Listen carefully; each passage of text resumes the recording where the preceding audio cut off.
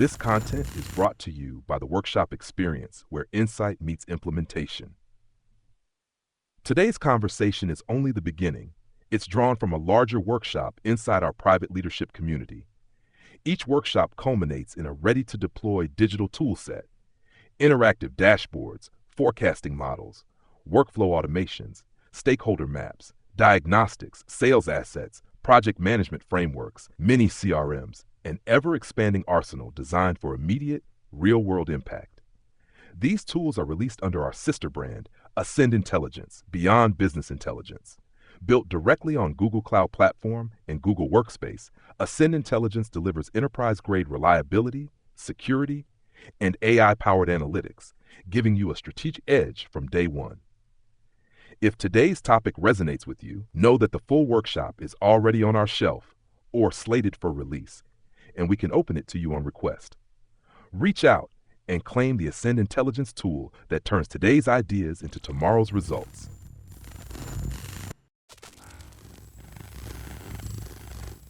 Magus, a whisper through the void. Catalyst, igniting change, one spark at a time. Media, shaping worlds, telling truths. And now the story begins. Welcome to the deep dive. We're skipping the surface today. Yeah, going straight to the core. Exactly. And today, you and I are taking this really unique journey. It's a personal exploration of what we might call the energy of Saturn. Mm-hmm. And our guide is this really interesting narrative piece just called Saturn. Right. It paints this picture, but crucially, no astrological jargon. Exactly. So think of this less like a, textbook reading. Right. And more like a contemplation. We're looking at Saturn's attributes, its qualities, and how they subtly, impact our lives. The goal isn't fortune telling. No, it's about pulling out practical insights, maybe even some spiritual ones that you can actually use for your own growth. Yeah, things that help you understand things better. This narrative, it just offers a very different lens. It really does. So we're going to unpack it piece by piece. Mm-hmm. Try and find that wisdom, those aha moments. Yeah, the things that can kind of shift your perspective. Exactly. This isn't a lecture. It's like we're just sitting down, exploring something really fascinating together. So, ready to dive into part one? Let's do it.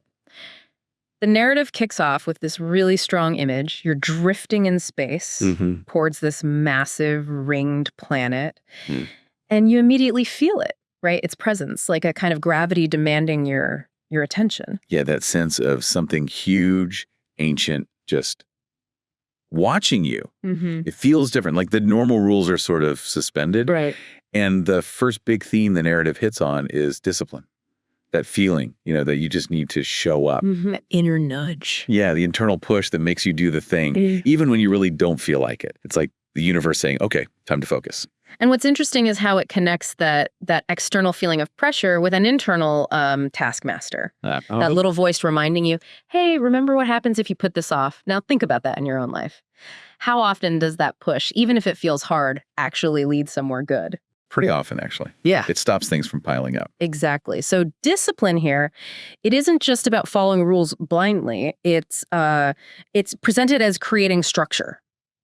And that structure, it frees you from the chaos, right? The mess of unfinished stuff, scattered energy. Which definitely helps with wanting to be thorough, but not, totally overwhelmed. Precisely. And right there with discipline, the narrative brings in boundaries. Yes. These invisible lines out there in the void. Protecting your own energy, your focus. The rings themselves are such a powerful visual for that, for clear limits. What really struck me is the idea that clarity in your boundaries actually gives you more freedom, not less. How so? Well, the narrative suggests that when you're clear on what you let in commitments, distractions, other people's stuff, you create this protected zone. Okay. And inside that zone, you can focus better, work more effectively. So boundaries aren't walls. They're more like filters. They help you direct your energy. Does that make sense for wanting clear structure? It really does, yeah. That clicks. And then it shifts to time and patience. Saturn is shown as the master of the, quote, long game. Right, where the real payoff isn't quick. It comes from sticking with it. There's this image, too, of your whole life being like a single thread. Yeah. And the wisdom is in respecting that, understanding the seasons of life, not rushing things. And this ties right into wanting deep understanding, not just quick facts. The narrative is kind of pushing back against that need for instant gratification. It's saying, look, value the process, value sustained effort. Like learning an instrument or something, mastery doesn't come from cramming. No, it takes practice, time. Exactly. It's about letting things sink in, integrating them, honoring that unfolding. Okay. And following that, we get into karma and consequences. Yes. The echoes off Saturn. This idea that your actions have ripples. What you put out comes back around. Basic universal balance, kind of. But the narrative's take is subtle, I think. It's not really presented as like cosmic punishment or reward. More like physics, sort of. More like a natural law, cause and effect. Those echoes just highlight how connected everything is, how your choices shape what comes next. So integrity matters. Immensely. Because you're building your future with every action. It encourages seeing that bigger picture, which I know fits with your interest in multiple perspectives. Makes sense. Then the narrative touches on authority and power. Linking Saturn to those structures we all navigate. It makes you think, how do you deal with authority figures? And what about your own leadership, even in small ways? It's a really practical point, isn't it? Especially in work or, any group setting. The narrative prompts you to look inward. Right. How do you react? Yeah, when someone else is in charge. Right. And when you have influence, how do you wield it? It's about understanding those power dynamics without getting lost in, office politics. Good point. And then a big one, fear and resistance. Ooh, yes. The narrative reframes fear. It's not just something bad to avoid. It's treated more like a signal. Like a compass needle. Kind of, pointing towards where you need to build courage. And there's this direct encouragement. Step forward anyway. I love that perspective shift. Fear isn't a stop sign. It's an indicator, maybe showing you where your growth edge is. And that call to step forward anyway, even with the fear, that's powerful.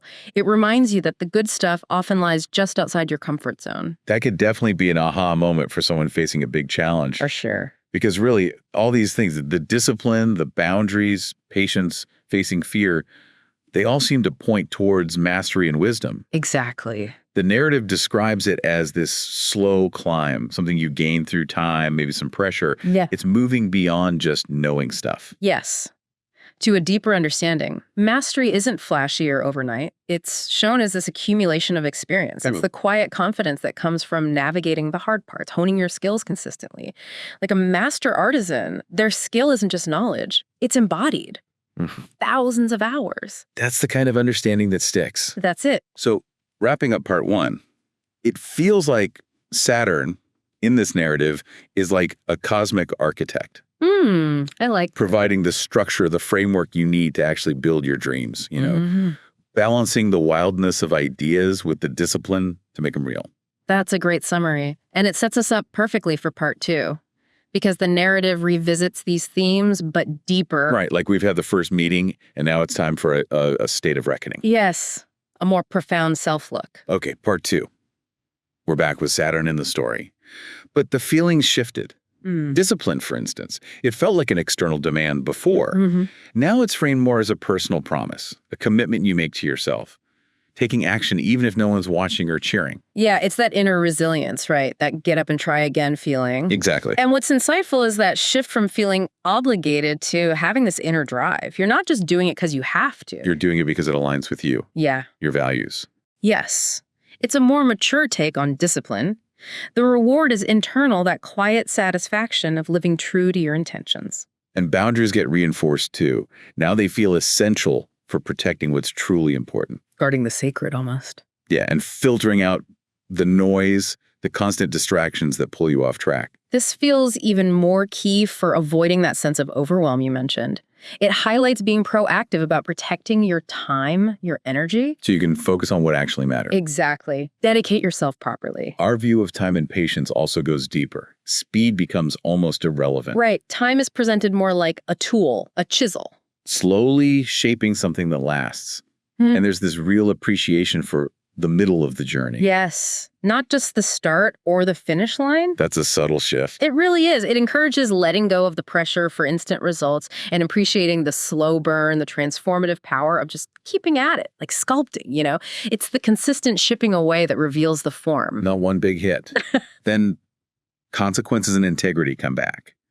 but now with this sense of quiet justice. Yeah, it's less dramatic, more inherent. Recognizing actions naturally lead to outcomes, and that consistent integrity builds trust, solid foundations. The focus is on that intrinsic link. It's not about someone judging you from outside. It's just how things work. Exactly. The natural unfolding based on your choices, which fosters, I think, a deeper sense of personal accountability. You realize integrity builds real strength. And fear as a teacher gets another layer.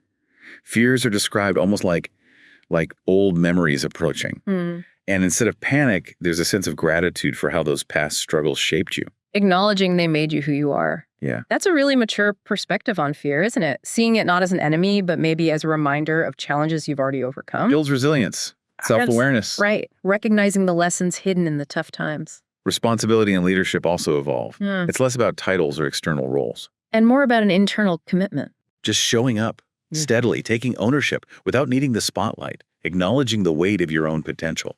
It speaks to self-leadership, really. Yeah. Embracing responsibility, not as a burden, but just as part of being here. And realizing that real leadership often comes from that quiet, consistent action, integrity.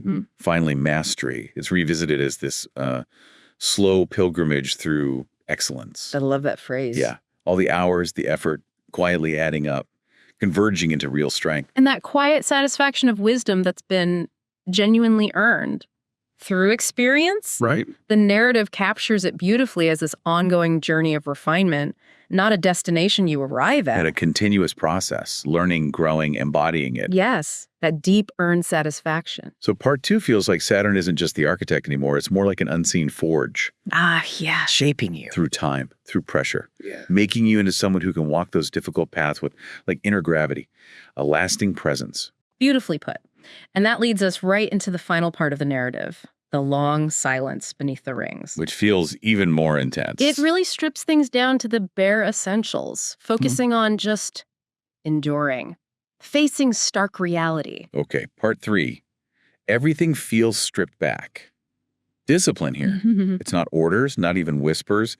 It's just the weight of every single action in the silence. Whoa. Emphasizing this profound endurance that comes from just unwavering commitment. It's like discipline becomes completely internalized. It's not about obligation anymore, not even habit. It's fundamental. A deep understanding of the significance of your choices, the effort needed for real resilience. Yeah. And time and patience feel even heavier. Time is this huge, slow force, relentlessly testing your patience. But rewarding the steady building. Exactly. Rewarding consistency. The narrative really emphasizes the tangible weight of time here, the deep patience required for real transformation. You have to align with a longer rhythm. Yes. Knowing that big growth often happens slowly, deliberately. The importance of structure comes back too.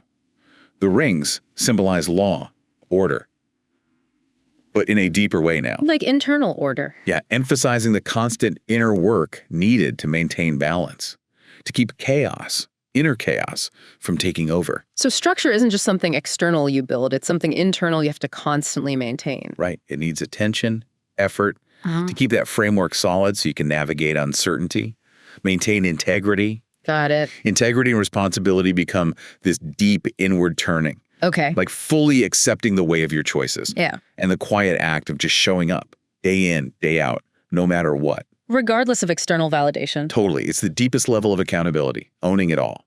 No excuses. And finding strength in that quiet, consistent presence, that commitment. Even fear changes again. It's not panic anymore. It's described as a subtle whisper. Testing your commitment. Exactly. Testing your commitment to the hard path you've chosen. And the wisdom is answering it with silence. With quiet inner knowing, not reacting. Wow. That's a profound shift in relating to fear. It's less about fighting it and more about knowing yourself so deeply that it doesn't shake you. Requires deep self-trust, unwavering commitment, and finally, mastery. In this last part, it's shown accumulating almost invisibly. Your skills just become part of you. Ingrained. Your presence starts to anchor others. And the narrative says even Saturn itself seems to stop resisting you. Whoa. Like that's the sign you've arrived. In a place of deep competence, yeah. That's such an understated, beautiful picture of true mastery. It's not about applause or recognition. It's an internal shift. A quile settling into profound understanding and capability. You're no longer fighting the fundamental forces. You're aligned with them. Exactly. So the ultimate insight here feels like true transformation, Saturn style, is about enduring, becoming dense, unshakable. And that inner strength, eventually, it just radiates out like a quiet, powerful inner light. Yeah. You know, this whole deep dive into Saturn's narrative, it really highlights some core things, doesn't it? It does. The importance of discipline, but as that personal commitment. Setting clear boundaries to protect your focus.